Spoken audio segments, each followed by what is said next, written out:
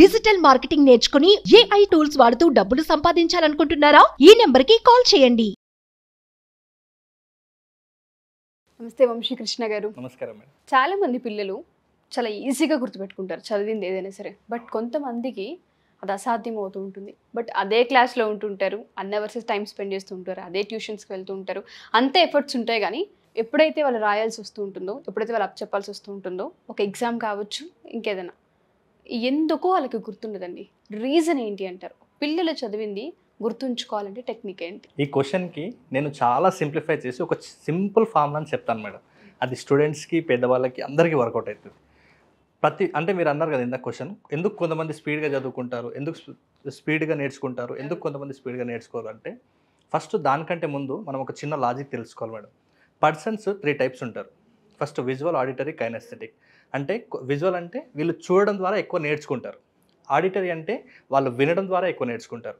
Kinesthetic అంటే వాళ్ళు చేయడం ద్వారా ఎక్కువ నేర్చుకుంటారు. అంటే టచ్, ఫీల్ ఉండాలి వాళ్ళకి.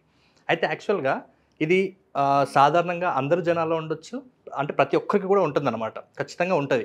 అయితే ఈ విజువల్, ఆడిటరీ, కైనెస్థెటిక్ అనేది ఆ 3 ఫీలింగ్స్ ఏదైతే ఉన్నదో అది ప్రతి ఒక్కరిలో ఉంటుంది. కానీ ఏదో 1 లేదా 2 హై ఉంటాయి అన్నమాట. ఇప్పుడు ఫర్ ఎగ్జాంపుల్ మీరు అన్నారు కదా క్వశ్చన్, ఆ క్వశ్చన్కి తీసుకున్నాం. ఇప్పుడు ఎందుకు కొంతమంది ఈజీగా నేర్చుకుంటారంటే, ఫర్ ఎగ్జాంపుల్ ఆ ఈజీగా నేర్చుకోవడం ఏందనేది కూడా మనం ఫోకస్ చేయాలి. అంటే వాళ్ళు చూసిన దాని నుంచి ఈజీగా నేర్చుకుంటున్నారా, విన్న దాని నుంచి ఈజీగా నేర్చుకుంటున్నారా, లేదంటే చేయడం ద్వారా ఈజీగా నేర్చుకుంటున్నారా అనేది, ఆ 3 లాజిక్ అనేది ఆ పర్సన్ మీద చాలా డిపెండ్ అయి ఉంటాయి. ఇప్పుడు ఎవరు చూసిన దాని నుంచి బాగా నేర్చుకుంటారంటే, విజువల్ పర్సన్స్ చూసిన దాని నుంచి బాగా నేర్చుకుంటారు. ఎందుకంటే వాళ్ళకి ఈ విజువల్ అనేది ఏదైతే ఉంటుందో ఇది హై ఉంటుంది, కాబట్టి వీళ్ళు విజువల్ ద్వారా బాగా నేర్చుకుంటారు. అదే విజువల్ పర్సన్కి ఆడిటరీ, కైనెస్థెటిక్ ఉంటే అంత బాగా నేర్చుకోకపోవచ్చు. కాబట్టి ఇప్పుడు చూడండి, దీనికి సంబంధించిన ఎగ్జాంపుల్, కొంతమంది విద్యార్థులు అన్ని సబ్జెక్ట్లో వీక్ ఉంటారు, ఒక మ్యాథ్స్లో ఒక పర్ఫెక్ట్ ఉంటారు. ఇంకొంతమంది అయితే మ్యాథ్స్లో వీక్ ఉంటారు, అన్ని సబ్జెక్ట్లో బాగానే ఉంటారు. అంటే మ్యాథ్స్ ఒక్కటే చేస్తున్నాడు, మిగతావి డల్ ఉన్నాడు అంటే ఆ పర్సన్ చూసిన దాని నుంచి ఎక్కువ నేర్చుకుంటున్నాడు. అంటే సార్ అక్కడ బోర్డు మీద చేయడం ద్వారా ఈ పర్సన్ చూస్తున్నాడు, సో చూడడం ద్వారా ఎక్కువ నేర్చుకుంటున్నాడు. ఎందుకు? ఆ పర్సన్ విజువల్ పర్సన్ కాబట్టి. అదే ఒకవేళ ఆడిటరీ అయితే ఆ పర్సన్ వినడం ద్వారా ఎక్కువ నేర్చుకుంటాడు. ఇప్పుడు ఫర్ ఎగ్జాంపుల్ బయాలజీలో ఒక లెసన్ ఉందనుకోండి మేడం. బయాలజీలో లెసన్ని బోర్డు మీద రాసి అన్నీ చూపెట్టలేము, కొన్నింటిని ఓవరాల్గా ఎక్స్ప్లెయిన్ చేస్తుంటారు. ఇప్పుడు వినడం ద్వారా బాగా నేర్చుకునే పర్సన్ ఏ పర్సన్ అయి ఉంటాడు? ఆడిటరీ పర్సన్ అయి ఉంటాడు. ఈ వినడం ద్వారా బాగా ఎందుకు నేర్చుకుంటాడంటే అతనికి ఆడిటరీ అనే ఫీల్ ఎక్కువ ఉంది కాబట్టి ఆడిటరీ ద్వారానే ఎక్కువ నేర్చుకుంటాడు. నెక్స్ట్ కైనెస్థెటిక్ ఉందనుకోండి, అంటే దీంట్లో ఏదన్నా ఉండొచ్చు పిల్లలకి. నెక్స్ట్ కైనెస్థెటిక్ ఉన్నారు అంటే వీళ్ళకి ఎలా నేర్పించాలి, బాగా నేర్చుకోవాలంటే వాళ్ళకి దగ్గరుండి ప్రయోగాలు చేసి వాళ్ళ ద్వారానే చేపిస్తూ నేర్పించాలి. ప్రాక్టికల్ అన్నట్లు ఓవరాల్గా. సో ఈ 3 మీ పిల్లలు ఏది ఉన్నారు, ఏ కేటగిరీకి చెందినారు అనేది మీరు గుర్తించండి. ఫస్ట్ చూసి నేర్చుకుంటున్నారా, విని నేర్చుకుంటున్నారా, లేకుంటే చేసి ఆ ఫీల్ పొందుతూ నేర్చుకుంటున్నారా? ఈ 3. అందుకనే వాళ్ళు ఓపెన్గా చెప్పాలంటే వాళ్ళు విజువలా, ఆడిటరీ, కైనెస్థెటిక్ అనేది గుర్తిస్తే మీ టైం, ఎనర్జీ, మనీ అన్నీ కూడా సేవ్ అవుతాయి. ఎందుకంటే ఫర్ ఎగ్జాంపుల్ ఇదే ఫీల్ ఉంది అంటే విజువల్, ఆడిటరీ, కైనెస్థెటిక్, దీన్ని అబ్జర్వ్ చేస్తే పిల్లాడు దేని ద్వారా ఎక్కువ నేర్చుకుంటానని ఫోకస్ చేస్తే మనం దానికి సంబంధించినటువంటి ఆ ఎక్విప్మెంట్స్కి మనం ఎక్కువగా ప్రియారిటీ ఇవ్వాలి. ఇప్పుడు విజువల్ అంటే ఖచ్చితంగా తను చూసి నేర్చుకోవడం, ఒకవేళ ఆడిటర్ అయితే తను వినడం ద్వారా నేర్చుకుంటాడు కాబట్టి ఆ వినడానికి సంబంధించినటువంటి ఎక్విప్మెంట్స్ ఏమున్నాయో ఆ పిల్లాడికి దాన్ని సమకూర్చాలి. అదే కైనెస్థెటిక్ అంటే కొంచెం దగ్గరుండి ఆ ఫీల్ ద్వారా నేర్చుకుంటారు కాబట్టి వీళ్ళకి కొంచెం ప్రాక్టికల్ నాలెడ్జ్ ఇవ్వాలి, ప్రాక్టికల్గా నేర్పిస్తేనే నేర్చుకుంటారు. ఈ విషయం తెలియక చాలామంది పేరెంట్స్, మా వాడు చెప్పినా వినట్లేదు, మా వాడికి ఎన్నిసార్లు చెప్పినా వినట్లేడు, మీ వాడికి చెప్తినా వినట్లేదు అని కంప్లైంట్ చేసే కంటే ముందు మీ వాడు చెప్తే ఎందుకు వినట్లేదు అంటే వాడు విజువలో, కైనెస్థెటికో ఉంటాడు. కాబట్టి మీ వాడికి చెప్పే విధానం మార్చండి. సరే, వాళ్ళు కూడా అబ్జర్వ్ చేయాల్సిన అవసరం ఉంటుంది. చెప్పింది విని రాయగలుగుతున్నాడా, చూపిస్తే మాత్రమే చేయగలుగుతూ ఉన్నాడా? వీటి డిఫరెన్స్ కనుక తెలుసుకున్నప్పుడు ఈజీ అవుతుంటుంది పేరెంట్స్కి. ఎందుకంటే వీళ్ళకి ఈ యొక్క డిఫరెన్స్ తెలియక మా వాడు చెప్పినా వినట్లేదు అంటే నువ్వు చెప్పే విధానం మార్చాలి. ఎందుకంటే చెప్పినా వినట్లేదు అంటే వాడు ఆడిటరీ కాదు, చూపించి వాడికి మార్పు తీసుకురావాలి. లేదనుకుంటే దగ్గరుండి అది ఆ ఫీల్ ద్వారా ఆ పర్సన్కి మార్పు తీసుకురావాలి. ఈ లాజిక్ అంటే వీళ్ళు ఓన్లీ స్టడీస్లోనే కాదు మేడం, జనరల్ లైఫ్లో కూడా ఈ లాజిక్ అప్లై చేస్తారు.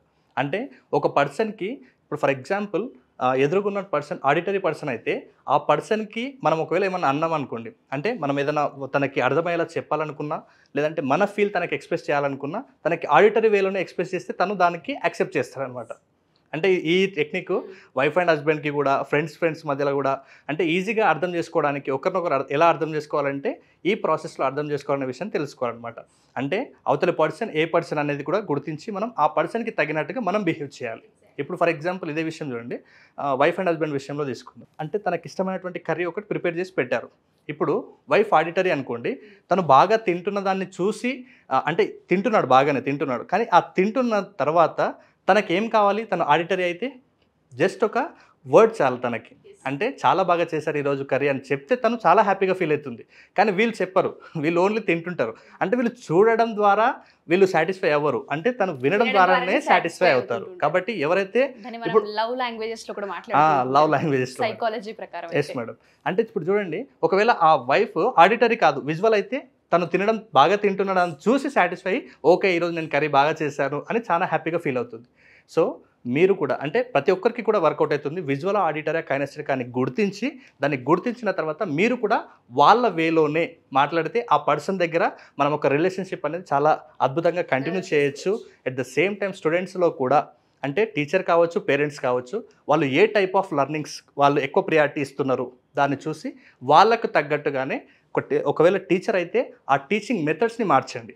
అంటే విజువల్ ఆడిటరీ కైనెస్టిక్ అలా మార్చండి. అదేవిధంగా ఒక పేరెంట్స్ అయితే వాళ్ళకు ఏ లాంగ్వేజ్లో అర్థమవుతుందో మీరు కూడా ఆ విజువల్ ఆడిటరీ కైనెస్టిక్ వేలో చెప్పే ప్రయత్నం చేయండి. షూర్ అండి, మీరు చెప్పినట్టుగానే చాలామంది పేరెంట్స్కి ఇది ఒక మంచి టిప్ అని చెప్పుకోవచ్చు. బట్ దానికన్నా ముందు ఐడెంటిఫై చేయడం అనేది చాలా కష్టంగా ఉంటుంది చాలామంది పేరెంట్స్కి.